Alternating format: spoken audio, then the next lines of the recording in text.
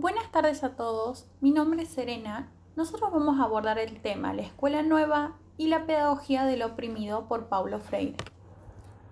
La Escuela Nueva tiene su origen entre fines del siglo XIX como crítica a la escuela tradicional y gracias a profundos cambios socioeconómicos y la aparición de nuevas ideas filosóficas y psicológicas, tales como las corrientes empiristas, positivistas, pragmatismas, que se concentran en la ciencia.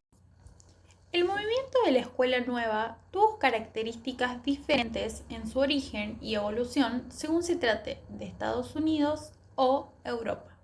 En el primero, la influencia de la obra de John Dewey, cuyas propuestas expresan claramente las ideas del escolanovismo, permiten reconocer cierta unidad y cohesión en este país. En tanto que en Europa, donde no hubo personalidad dominante que le diera tal cohesión, se puede encontrar una diversidad mayor en las propuestas e ideas que se sumaron a tal movimiento. En un intento de dar un ordenamiento cronológico al origen y evolución de la Escuela Nueva, se propone una división de 4 periodos principales. El primero, el de la creación de las primeras escuelas nuevas en Europa y América. El segundo, el periodo de la formulación de las nuevas ideas o teorías de la educación, en el cual se inician sus dos principales corrientes pedagógicas, la del pragmatismo y la de la escuela activa o del trabajo.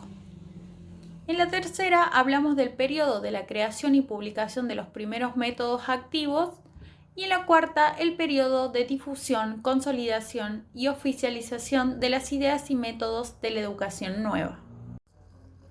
La escuela nueva, históricamente, adquiere el sentido de un enfoque pedagógico diferente que da lugar al nacimiento de una nueva concepción pedagógica. Esta nueva concepción pedagógica articula concepciones psicológicas, fisiológicas, sociológicas. Primero hablamos de la educación integral. La escuela nueva se propone formar a los alumnos del modo más completo posible, con una personalidad integralmente desarrollada en procesos educativos que contemplan no solo lo intelectual, sino también lo afectivo, lo psicológico, lo corporal y lo social. La educación activa se propone que el alumno no debe ser un receptor pasivo de lo que el docente le transmite, sino un protagonista principal y activo en el proceso educativo. A través de su participación activa, el alumno va aprendiendo no tanto a repetir de memoria los libros, sino a establecer relaciones, a aprender, a poder expresarse, es decir, a desarrollar una personalidad integral y activa que le posibilite ser el gestor principal de su propio crecimiento. La educación placentera, el concepto principal en relación con esta idea, es el aprender jugando. A través del juego expresan el mundo que los rodea, manifiestan sus actitudes, sus sentimientos y avanzan con la incorporación de la cultura. El juego les permite abrir camino hacia su propia identidad y hallar su personalidad, tanto al nivel individual como en los procesos de socialización en los juegos grupales. La educación abierta se propone entonces abrir la escuela al medio social, a la comunidad, a la vida, coordinando sus procesos con otras instituciones como la familia, el ámbito económico y político. Luego tenemos la educación creativa, que se trata de integrar en las actividades el desarrollo de la imaginación con los contenidos, el método adecuado, de manera que promuevan el conocimiento creativo de los alumnos. Y la educación en libertad, los precursores y representantes del movimiento de escuelas nuevas han coincidido en concebir la escuela como un lugar donde los alumnos aprenden a vivir en libertad.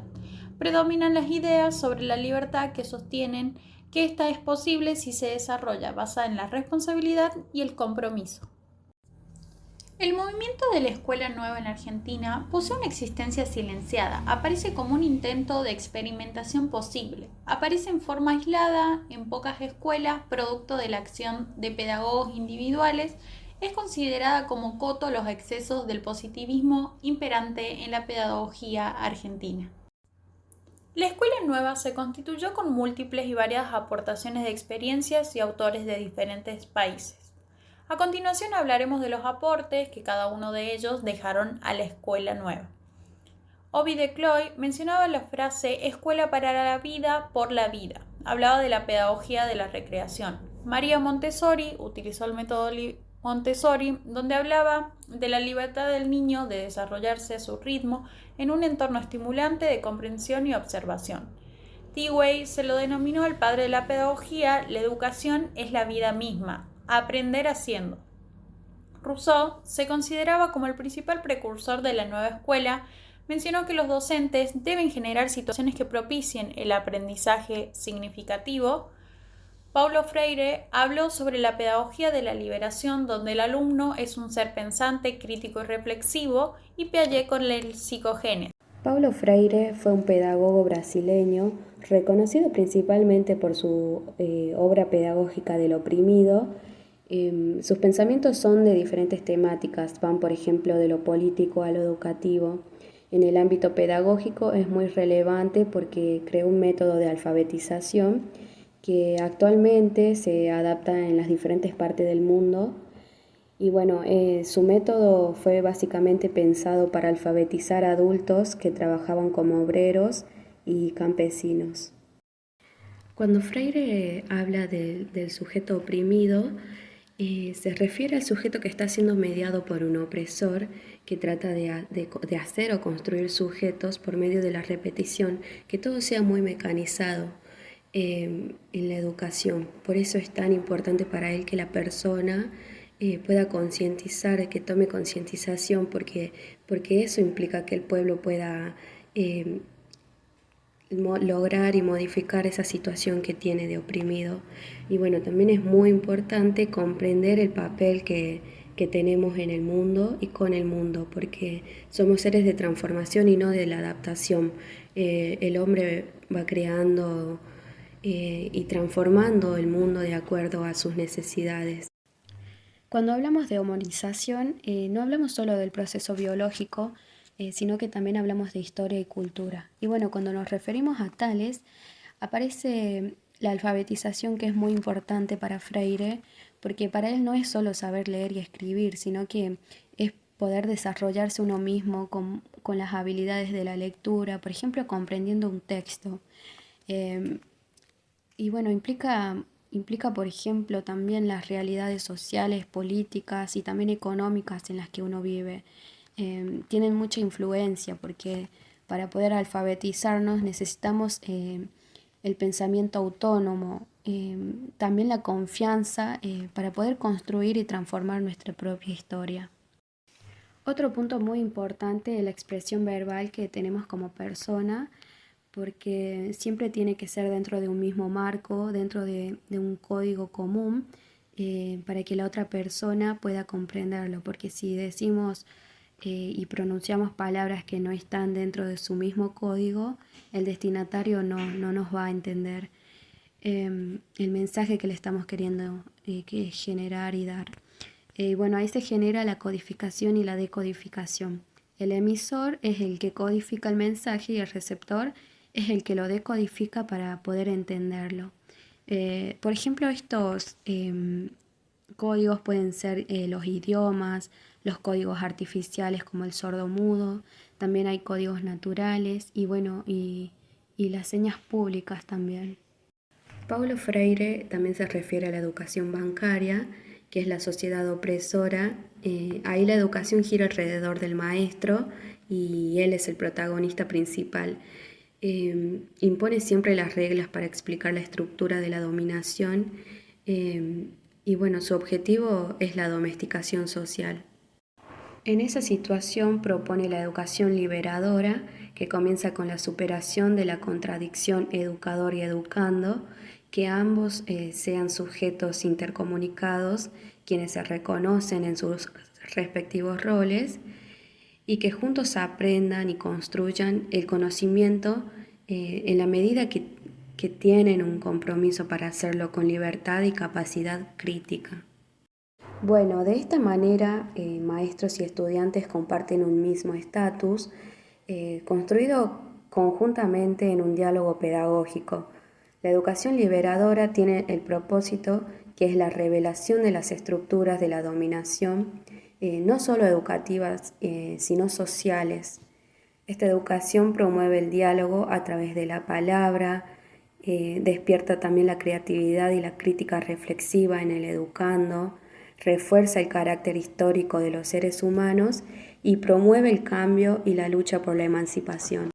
También habla de la educación que aparece representada en la praxis, porque le permite al hombre la toma de conciencia hacia un nuevo sentido reflexivo y crítico de él mismo. Y bueno, el modelo de escuela nueva del que habla Freire intenta modificar el modelo educativo convencional que estaba centrado en el docente. Y bueno, quiere impulsar un modelo participativo centrado principalmente en el estudiante, siendo el docente un guía y mediador. Bien, yo hablaré un poco sobre el capítulo 1 de la pedagogía de lo oprimido, sobre Paulo Freire. Este capítulo habla un poco sobre la deshumanización de aquellos que fueron despojados de su humanidad. Los oprimidos se transforman en restauradores de la humanidad de ambos. Ahí radica la gran tarea humanista e histórica de los oprimidos, liberarse a sí mismos y liberar a los opresores. Ahora bien, ¿quién mejor que los oprimidos se encontrará preparado para entender el significado terrible de una sociedad opresora? ¿Quién más que ellos para ir comprendiendo la necesidad de la liberación? Liberación a la que no llegarán por casualidad, sino por la praxis de su búsqueda, por el conocimiento y reconocimiento de la necesidad de luchar por ella. El hombre nuevo para los oprimidos no es el hombre que debe nacer con la superación de la contradicción, con la transformación de la antigua situación. Para ellos el hombre nuevo son ellos mismos. Hombre nuevo es una visión individualista. Los oprimidos tienen en el opresor su testimonio de hombre. La libertad es una conquista y no una donación. Exige una búsqueda permanente. Nadie tiene libertad para ser libre, sino que al no ser libre lucha por conseguir su libertad. La temen también en la medida en que luchar por ella significa una amenaza, no solo para aquellos que la usan para oprimir, sino para los compañeros oprimidos que se atemorizan ante mayores represiones. Sufren una dualidad que se instala en la interioridad de su ser. Descubren que al no ser libres no llegan a ser auténticamente. Quieren ser, más temen ser. Este es el trágico dilema de los oprimidos, dilema que su pedagogía debe enfrentar. Descubrirse en la posición del opresor, aunque ello signifique sufrimiento, no equivale aún a solidarizarse con los oprimidos. El opresor solo se solidariza con los oprimidos cuando su gesto deja de ser un gesto ingenuo y sentimental de carácter individual y pasa a ser un acto de amor hacia aquellos. Decir que los hombres son personas y como personas son libres y no hacer nada para lograr concretamente que esta afirmación sea objetiva es una farsa. De ahí esta exigencia radical tanto para el opresor que se descubre como tal, como para los oprimidos que reconociéndose como contradicción de aquel, descubren el mundo de la opresión y perciben los mitos que lo alimentan. Este es uno de los problemas más graves que se oponen a la liberación. Es que la realidad opresora, al constituirse casi como un mecanismo de absorción de los que en ella se encuentra, funciona como una fuerza de inmersión de las conciencias. Este es el caso de un reconocimiento de carácter puramente subjetivista, que es ante todo el resultado de la arbitrariedad del subjetivista, el cual, huyendo la realidad objetiva, crea una falsa realidad en sí mismo, y no es posible transformar la realidad concreta en la realidad imaginaria. Cuanto más descubren las masas populares la realidad objetiva y desafiadora sobre la cual debe incidir su acción transformadora, tanto más se insertan en ella críticamente. La pedagogía del oprimido, que busca la restauración de la intersubjetividad, aparece como la pedagogía del hombre. Solo ella, animada por una auténtica generosidad humanista y no humanitarista, puede alcanzar este objetivo. Esta es la razón por la cual, como ya afirmamos con anterioridad, esta pedagogía no puede ser elaborada ni practicada por los opresores. La pedagogía del oprimido, como pedagogía humanista y liberadora, tendrá pues dos momentos distintos, aunque interrelacionados. El primero, en el cual los oprimidos van descubriendo el mundo de la opresión y se van comprometiendo en la praxis con su transformación.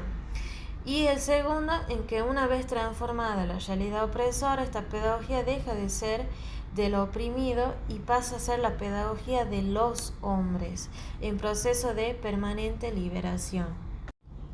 Bien, entonces esta situación, al implicar la obstrucción de esta búsqueda, es en sí misma violenta. Es una violencia al margen de que muchas veces aparece azucarada por la falsa generosidad, a que nos referimos con anterioridad, ya que hiere la vocación ontológica e histórica de los hombres, la de ser más. De ahí que ésta, en la historia, jamás haya sido iniciada por los oprimidos.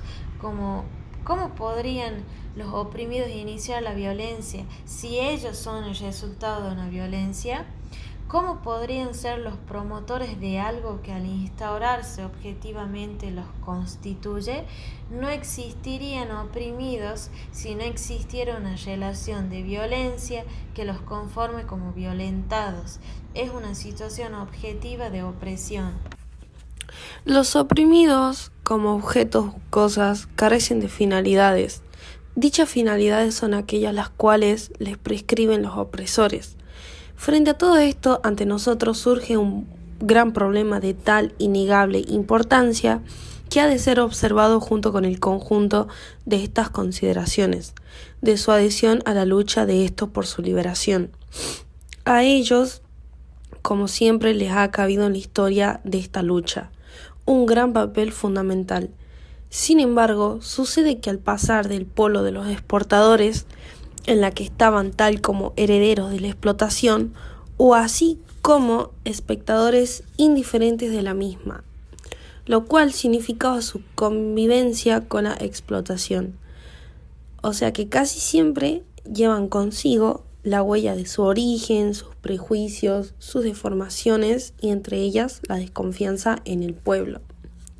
Desconfianza en que el pueblo pueda llegar a ser capaz de pensar correctamente, sea capaz de querer y de saber. De este modo están siempre corriendo el riesgo de caer en otro tipo de generosidad, tal como aquella de los denominadores. Si esta generosidad no se nutre, es necesario mantener el orden justo para justificar su existencia. Y si realmente quieren transformarla creyendo por su deformación, ellos deben ser los realizadores de tal transformación. También es indispensable que aquellos que se comprometen con el pueblo revisen constantemente su acción. Esta adhesión es de tal forma radical que no permite comportamientos ambiguos de quien la asume. Verificar esta adhesión y considerarse propietario del saber revolucionario que debe es mantenerse como era con anterioridad. También decir ser comprometido con la liberación y no ser capaz de comulgar con el pueblo es un muy doloroso equívoco.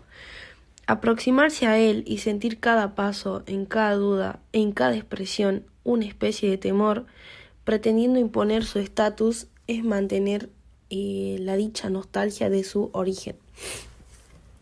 Quienes lo realizan deben asumir una nueva forma de estar siendo. Ya no pueden actuar como actuaban, ni tampoco pueden permanecer como lo estaban siendo. Por otro lado, también existe una gran atracción irresistible por el opresor, por sus patrones de vida. Participar de estos patrones constituye una aspiración incontenible. Quieren a toda costa parecerse al opresor, imitarlo, seguirlo. Esto se verifica sobre todo en los oprimidos, cuyo anhelo es llegar a ser iguales al hombre ilustre, de la denominada clase superior. La autodesvalorización es otra característica de los oprimidos. Resulta de la introyección que ellos hacen de la visión de que ellos tienen los opresores. De tanto oír de sí mismos que son incapaces, que no saben nada, que no pueden saber, que son enfermos, indolentes, que no producen en virtud de todo esto, terminan por convencerse de su incapacidad. Casi nunca se perciben conociendo en las relaciones que establecen con el mundo y con los hombres. En tanto, se mantiene nítida su ambigüedad. Los oprimidos difícilmente luchan y ni siquiera confían en sí mismos. Tienen una creencia difusa, mágica en la invulnerabilidad del opresor. Es necesario que empiecen a haber ejemplos de la vulnerabilidad del opresor, para que se vaya operando en sí mismo la convicción opuesta a la anterior. Mientras que esto no se verifique, continuarán abatidos, miedosos y aplastados. Hasta el momento en el que los oprimidos no toman conciencia de las razones de su estado de opresión, aceptan fatalistamente su explotación. Más aún, probablemente asuman posiciones pasivas, alejadas en relación a la necesidad de su propia lucha por la conquista de la libertad y de su afirmación por el mundo. Desde los comienzos de la lucha por la liberación, es necesario que estos se vayan convenciendo que esta lucha exige de ellos, a partir del momento en el que la aceptan, su total responsabilidad, lucha que no se justifica solo por el hecho de que pasen a tener libertad para comer, sino también libertad para crear y construir. Bien, y finalmente queremos agradecer a nuestros compañeros y docentes por haber brindado de su atención sobre el tema La Escuela Nueva y la Pedagogía del Oprimido de Paulo Freire. Este grupo estuvo conformado por Acosta Martina, Del Campo Serena, Ponce Rocío y Suárez Georgina. Gracias a todos.